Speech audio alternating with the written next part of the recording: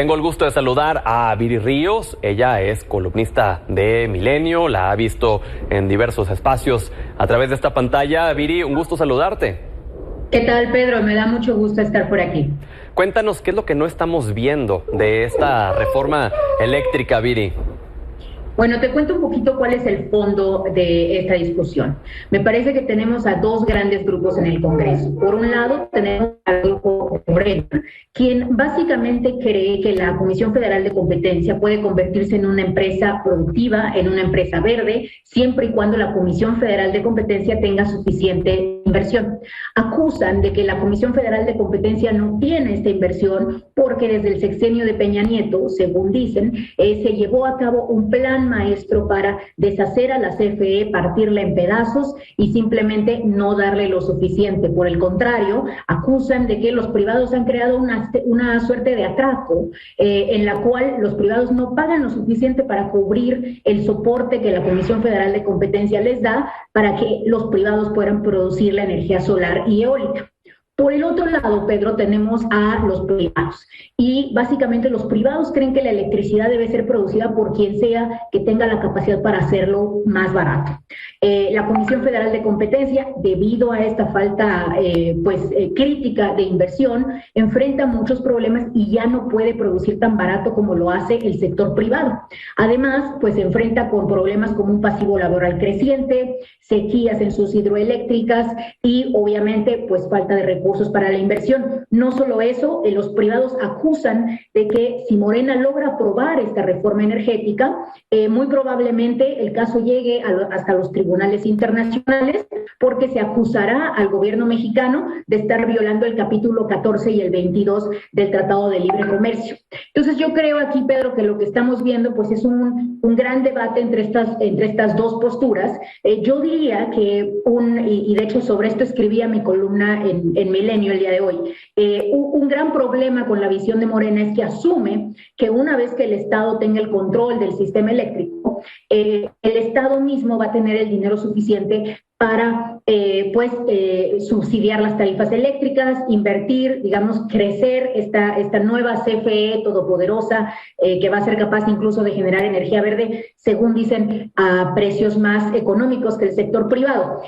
Los datos muestran que muy probablemente no será así. La energía va a ser más cara, se va a requerir de un gran subsidio y este subsidio probablemente nos cueste entre 50 y 56% más de lo que nos cuesta hoy en día la Comisión Federal de Competencia. Entonces hay un gran dilema, Pedro, respecto a si vamos a tener los recursos para crear digamos que la CFE a la que aspira Morena y por supuesto para, en dado caso, saldar los compromisos que provengan que pueden ser incluso millonarios de las deudas que se lleven a cabo debido a las sanciones en tribunales internacionales. Lo escribías en tu columna de hoy, Viri, que justo lo tengo en la mano, equivaldría a aumentar en 47% el gasto para la operación y mantenimiento de todas las centrales generadoras de energía. Estamos hablando de 67,000 millones de pesos al año.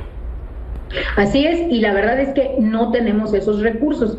Para sacar esos recursos sin una reforma fiscal requeriríamos, Pedro, básicamente de ya sea o eliminar los gastos en salud de la Secretaría de Salud, la totalidad de ellos, o eliminar, por ejemplo, la totalidad del programa de posgrados de la Secretaría de Educación Pública. Entonces, digamos que el plan de Morena tiene un gran punto ciego, así le titulaba yo a mi columna, que es, bueno, incluso si compráramos la idea de que esta CFE estatal todopoderosa pues es viable, ¿de dónde van a salir los recursos para crear esta institución, ¿no?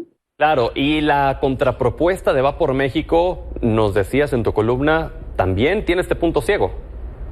Así es, porque una de las partes de la contrapropuesta de Va por México es básicamente aprobar que las tarifas de electricidad que pagan muchos municipios, pues básicamente se reduzcan hasta en un 70%. Esto implica, por ejemplo, que municipios como Acapulco, que tienen deudas de cerca de 700 millones de pesos en electricidad, pues simplemente ya no las paguen o implica pues nuevamente un enorme gasto por parte del Estado para subsidiar estos gastos municipales. Entonces, ambos bandos me parece que comparten esta pues falta de visión, en donde están aprobando o potencialmente aprueben una reforma que tenga un enorme costo para el erario público.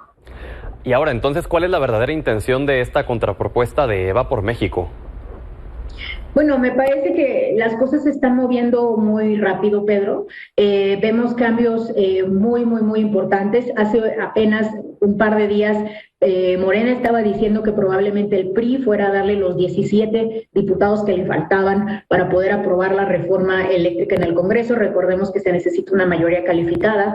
El PRI recientemente, e incluso el día de hoy, ha dicho que no va a votar con Morena. Y bueno, el PAN, obviamente, el PRD y Movimiento Ciudadano tampoco. Entonces, al día de hoy, pues tal parece que la reforma de Va por México fue de un inicio una intención, quizá para tratar de avanzar el contenido de la reforma, aunque eventualmente se terminara resolviendo en los tribunales, pero ya no tenemos la certeza de que Morena logre su cometido.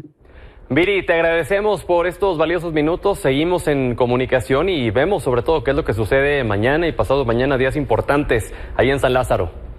Claro que sí, Pedro, estaremos al tanto. Muchísimas gracias y saludos a tu auditorio. Gracias, Viri Ríos.